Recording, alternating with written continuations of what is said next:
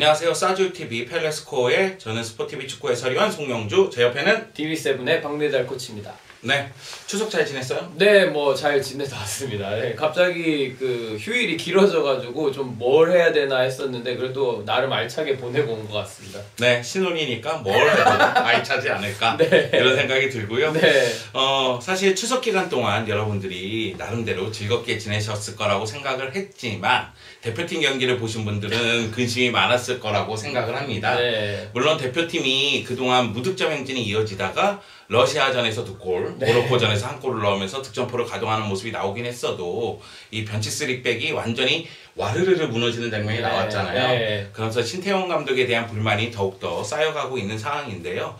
저는 이 3백에 대한 얘기가 아니라 네. 어차피 제가 생각하기에는 이 변칙 3백에 대해서 이야기를 할 필요도 없을 것 같아요. 네. 왜냐하면 이것이 플랜 B고 네. 그리고 이 플랜 B가 제대로 가동되지 않는다는 사실을 알았기 때문에 앞으로 포백 쪽에 좀 더 집중할 가능성이 높거든요. 그렇죠. 네. 그렇기 때문에 저희는 오히려 아무도 얘기하지 않는 공격 쪽에 대해서 얘기를 해볼까 합니다. 네. 그러니까 손흥민 선수에 대한 그 뭐라고 해야 될까요? 약간의 의문점은 존재를 하거든요. 네. 왜 그러냐면은 손흥민 선수가 토트넘에서 너무나 잘해주고 있지만 그쵸. 대표팀에서는 좀 아쉽잖아요. 네. 이번에 골이 그쵸. 369일 만에 그쵸. 1년 넘게 첫 번째로 터진 골이었기 때문에 굉장히 목이 말라있던 상황에서 터진 골이었었습니다. 그것도 페널티킥으로. 그쵸. 필드골이 아니라 페널티골이어서 좀 약간 조금 이제 손흥민 선수스럽지 못한 모습도 좀 보이긴 했었지만 그래도 어찌됐든 이번 골로 인해서 좀 자신감을 회복했으면 좋겠다는 생각이 듭니다. 네. 이 자타공인 대한민국의 에이스는 손흥민인가요? 그쵸. 근데 아무래도 이제 손흥민 선수에게 볼이 많이 집중되는 경기의 모습들이 많이 나왔었어요. 특히 손흥민 선수가 좌측면에 있을 때든 아니면 원톱으로서 이제 전방 가운데 있을 때든 볼이 배급되는 경우가 되게 많았었는데 손흥민 선수가 볼을 잡을 때 고립되는 경우가 굉장히 많았었습니다. 근데 이 부분 같은 경우에는 이제 아까 말씀 주신 포 리베로라는 이제 변칙 3백을 쓰다 보니까 손흥민 선수가 사이드에 있어도 중앙으로 들어올 수밖에 없는 상황이 있었거든요. 왜냐하면 이 안쪽 센터백이 좌우로 넓히고 그 포 리베로가 그 센터백 사이로 내려오면서 양쪽 측면 윙백이 굉장히 높은 위치로 전진해야 되기 때문에 만약에 손흥민 선수가 왼쪽에 있었다면은 그 전진된 윙백에 의해서 안으로 강제적으로 들어올 수밖에 없는 상황이 생기고 그러다 보니까 손흥민 선수가 라인을 타면서 드리블할 수 있는 공간이 많이 줄어들게 되는 결과가 많이 나오더라고요. 그래서 약간 이런 모습들이 손흥민 선수의 부진할 수도 없겠지만 약간 좀 어려운 모습을 보여준 이유가 아닌가 좀 싶긴 합니다. 네, 그러니까 많은 분들이 야 그나마 러시아전도 그렇고 모로코전도 그렇고 권창훈 또는 손흥민은 네. 제 역할을 한 거 아니야? 네. 이런 얘기가 많은데 기대가 굉장히 높은 만큼 네. 실망도 좀 크다는 거죠. 그쵸. 그리고 손흥민 선수가 지난 시즌 토트넘에서 무려 21골, 10개의 네. 도움을 기록했는데 네. 올 시즌 또 양봉업장의 모습을 보여주지 않았습니까? 그쵸, 네. 도르트문트 만날 때마다 싸대기를 날리는 그런 모습을 또 한 번 보여줬는데 네. 왜 대표팀에만 오면 이렇게 좀 약한가? 네. 그 부분에 대해서 이야기를 좀 네. 집중적으로 나눠볼까 합니다. 네. 일단 동료들의 그쵸. 차이가 있겠죠? 너무나도 큽니다. 일단 기본적으로 이제 러시아전 때 그 권창훈 선수가 굉장히 볼을 터치하는 수가 많았었어요. 그 이유인즉슨 손흥민 쪽 좌측면에 있는 손흥민 선수가 집중 견제를 당하다 보니까 권창훈 선수에게 오픈 찬스가 많이 나왔었고 그로 인해서 볼을 오른쪽 사이드로 보내는 경우가 많이 있었거든요. 그래서 이런 모습들을 보더라도 토트넘 같은 경우는 에릭센이라든가 알리라든가 아니면 케인이라든가 손흥민 선수 외에도 집중 견제해야 될 선수가 굉장히 많아요. 그러다 보니까 대표팀과는 반대로 손흥민 선수한테 집중 견제를 하는 게 아니라 그 선수에게 집중 견제가 되면서 손흥민 선수가 오픈 찬스를 맞는 경우가 굉장히 많이 있었거든요. 그래서 약간 이런 반전된 부분에 의해서 대표팀에서 좀 고전하는 게 아닌가 좀 싶습니다. 네. 그러니까 자타공인 손흥민 선수가 에이스라 할지라도 손흥민 선수가 넘버 9은 아니잖아요. 그쵸, 네. 그렇다면은 확실한 해결사가 있다면 손흥민 선수가 좀 더 자유롭게 움직이지 않을까? 그쵸. 이런 생각이 들고 저는 또 한 가지는 토트넘의 미드필드 진을 생각했을 때는 우리 대표팀의 미드필드 진하고는 차이가 있거든요. 네. 그러니까 손흥민이 볼이 오지 않을 때 밑으로 네. 내려와서 또다시 연계 플레이를 또 해줘야 되고 네. 뒷공간으로 들어가야 되고 맞습니다. 이런 부분에서 대표팀에서는 조금 과부하가 걸린 건 아닌가?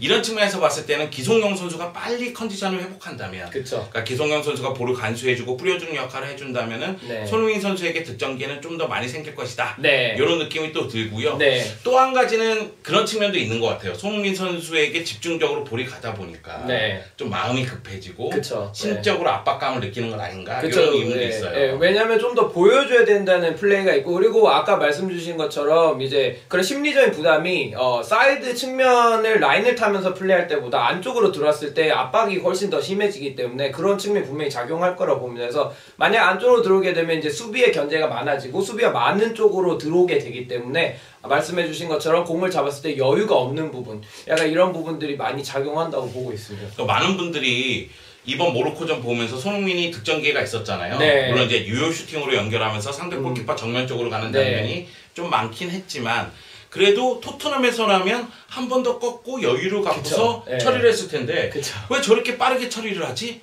이런 궁금증이 있을 것 같아요. 네. 근데 이제 손흥민 선수 입장에서도 심리적으로 쫓기다 보니까 네. 1년 넘게 골을 못 넣다 보니까 그쵸. 빠르게 처리하려는 생각 때문에 네. 그리고 집중 견제를 받으니까 네. 빨리 처리해야 된다는 생각 때문에 볼 처리 자체가 조금 단조로워지고 네. 그리고 퍼스트 터치도 오히려 좀 안 좋아지는 네. 그런 상황이 되는 건 아닌가 이런 생각이 듭니다. 네.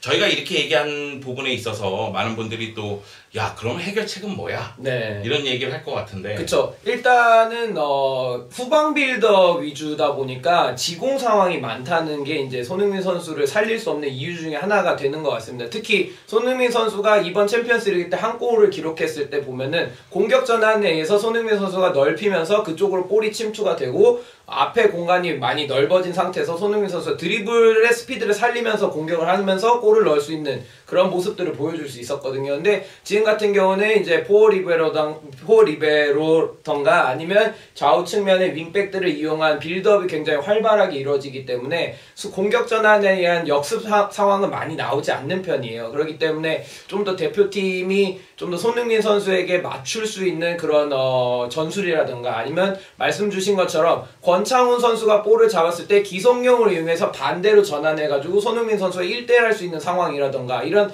방향 전환이 많은 상황이나 아니면 역습 상황이 좀 많이 나와야 손흥민 선수를 조금 더 적극적으로 활용하지 않을까 싶습니다. 그러니까 손흥민 선수가 저희가 양봉업자라고 얘기를 하지 않았습니까? 네. 도르트문트에 강한 이유가 몇 가지가 있는데 도르트문트는 클롭 감독 시절에도 개개 프레싱에서 그쵸, 예. 1선과 3선의 간격을 굉장히 좁게 형성을 해요. 네. 그러다 보니까 이 3선으로 빠져 들어갔을 때 양질의 패스가 오면 손흥민 선수 앞에는 굉장히 광활한 공간이 그쵸, 있고 공간이 그 많죠. 공간을 치고 들어가면서 네. 득점할 수 있는 힘이 손흥민에게 있단 말이에요. 네. 지금 피터 보츠 감독의 도르트문트도 유사합니다. 그쵸, 네. 그렇기 때문에 아마도 손흥민 선수에 대해서는 신태용 감독이 좀 고민을 해야 될 것 같아요. 네. 그러니까 손흥민 선수의 확실한 파트너를 어떻게 해서든 만들어 주던가 네. 또는 손흥민 선수를 원톱으로 기용했을 때 어떤 모습이 나올 건가 네. 그러니까 원톱 기용도 좀 생각을 해보는 것이 어떤가. 네. 왜냐면은 이 월드컵 무대에서는 우리나라가 뭐 볼 점유율 무슨 그쵸, 뭐 네. 포지션 축구 이런 거 할 수가 없거든요. 맞습니다. 사실 월드컵 본선에서는 일단은 잠그고 그쵸, 네. 네, 뒷공간으로 들어가는 움직임 그쵸, 네. 이것을 노려야 되기 때문에 손흥민의 스피드를 이용할 수 있는 상황이 좀 더 많아질 수도 있거든요. 네. 그렇다면은 손흥민 선수에게 좀 더 자유를 주는 방법에 대해서 고민을 해봐야 되지 않을까 네. 생각을 해봅니다.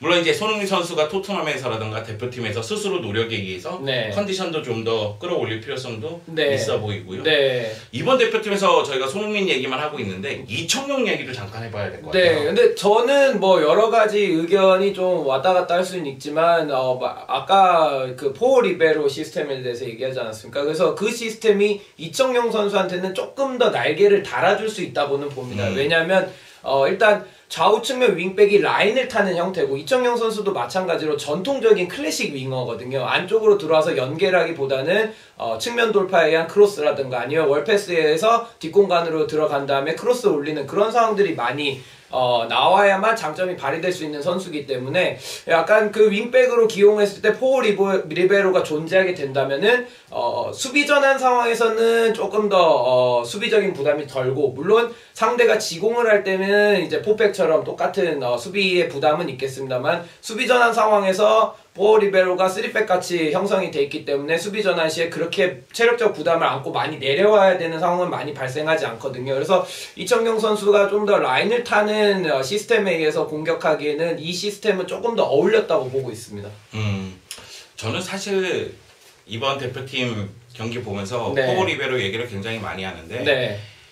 포 리베로라고 보기도 좀 어렵다고 생각을 해요. 네. 왜냐면 이 장현우 선수가 상황에 따라서 유기적으로 움직이면서 무언가 그쵸, 공격 빌드업 역할도 해주고 수비 쪽에서의 뭐 수비 공간도 강함에, 안 주면서 뭐 이런 것도 아니고 거의 3백처럼 움직이다가 가끔씩 위로 올라가는 그런 상황이었고, 그런데 문제는 뭐냐면은 이청용 선수가 제가 생각하기에는 윙백에 대한 이해력이 떨어진다고 봐요. 그러니까 수비 시에 이청용 선수가 자신의 위치가 아니라 박스 안쪽으로 들어오려고 해요. 그래서 경기 보면서 쟤 어디 가고 있어? 내가 막 그랬었거든요. 왜냐면은 측면 자원은 일단 측면 쪽에서의 크로스를 차단하는 게 1차적인 임무 아니겠습니까? 근데 그것을 자꾸 놓치는 장면이 있다 보니까 오히려 이제 모로코의 선수들이 오히려 이청용 제가 구멍 아니야? 그러면서 그쪽으로 계속 파는 듯한 그런 느낌이 들었었는데요.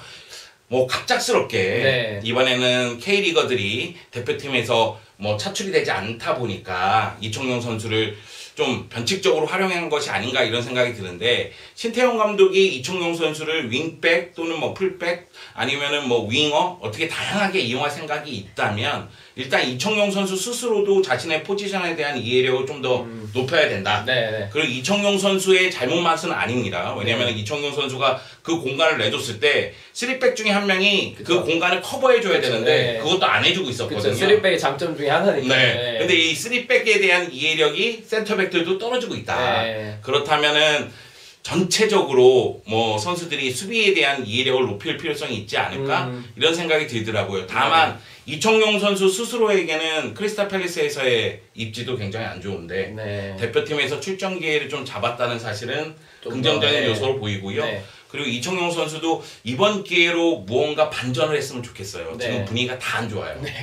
소속팀도 안 좋고 클럽도 안 좋고. 뭐 대표팀 얘기하면 끝맛은 맨날 씁쓸하더라고요. 하지만 뭐 네덜란드가 떨어졌는데 우리는 본선 갔으니까요.